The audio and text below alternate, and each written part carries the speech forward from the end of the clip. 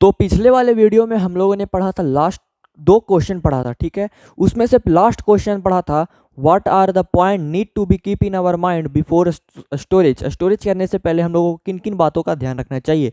यहाँ पे क्लिक करो और जाकर देखो उस वीडियो को। इस कार्ड पे देखो, वहाँ पे दिखा रहा होगा कोने में एक कार्ड, उस पर जाके क्लिक करो और जाकर उस वीडियो को देखो, तभी इस वीडियो को समझ पाओगे, नहीं तो नहीं समझ पाओगे। इसलिए आज हम लोग चालू करने वाले हैं, how can be improve the crop production. Crop production को कैसे इम्प्रूव कर सकते हैं और इन्हांस कर सकते हैं, ताकि उसमें और अच्छे से ग्रोथ हो पाए प्लांट का। पिछले वाले वीडियो को तो हमने क्वेश्चन से एंड किया था, इस वाले वीडियो में हम क्वेश्चन से स्टार्टिंग करेंगे।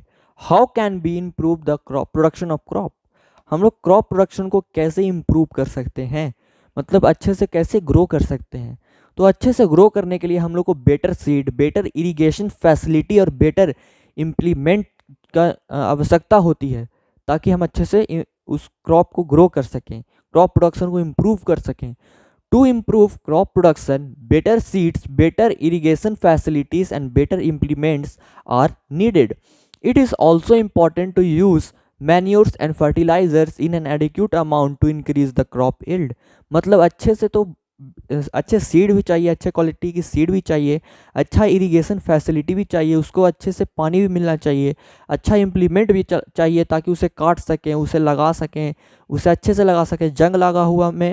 जंग लगे हुए औजार से हम लोग अगर करेंगे तो उसमें थोड़ा प्रॉब्लम हो सकता है, बैक्टीरिया जा सकता है, वायरस, मतलब प्लांट को कोई डिजीज़ हो सकता है, इसलिए अच्छे इम्प्लीमेंट भी चाहिए।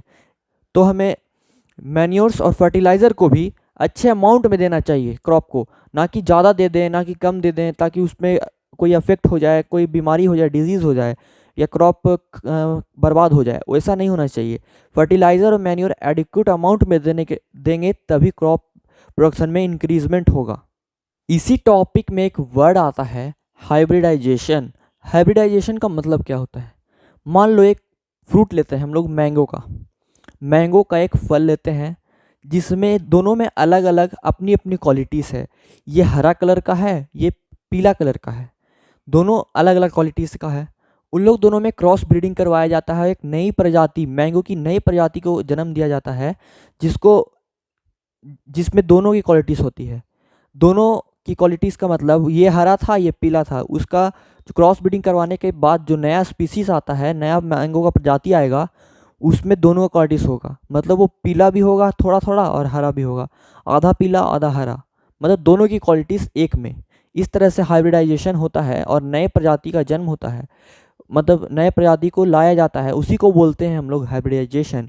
इसको इंग्लिश में अपने डेफिनेशन में कैसे बोलेंगे, the process that involves cross breeding of two different varieties of high quality plants और a seed to obtain seed which contain the quality of both the parents plant.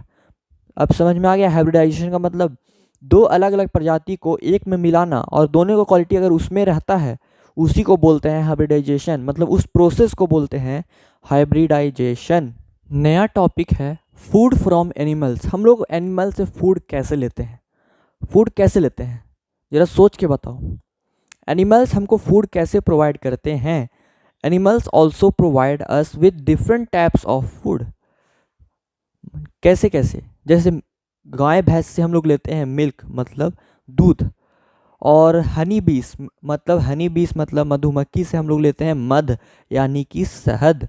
और मीट किससे लेते हैं, मीट होता है बकरी का, फिश का, और हेन का, चिकन का, उससे भी हम लोग मीट लेते हैं। इस तरह से फूड हम लोग लेते हैं एनिमल से भी, तो उनके बारे में हम लोग बात करेंगे। Food from animals. Animal husbandry का मतलब क्या होता है, the process of rearing and breeding of animals on a large scale. मतलब एनिमल के पोषण के, मतलब लालन पोषण, मतलब उसको पालना और उससे हमें कोई फ़ायदा हो, उसी को बोलते हैं एनिमल हस्बेंड्री, जो बड़े पैमाने पे किया जाता है।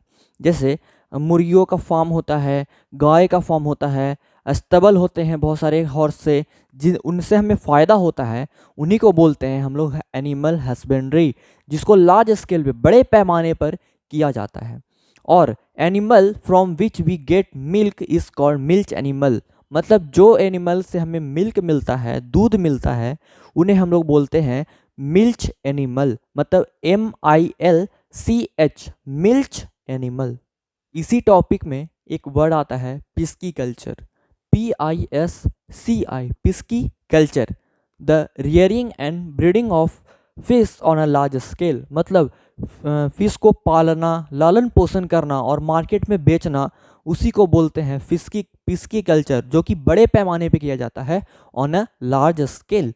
इसके बाद एक और वर्ड आता है एपीकल्चर। एपीकल्चर का मतलब होता है द रियरिंग ऑफ हनी बीस, मतलब मधुमक्खियों का जो शहद निकालते हैं हम लोग बड़े पैमाने पर, उसी को बोलते हैं एपीकल्चर।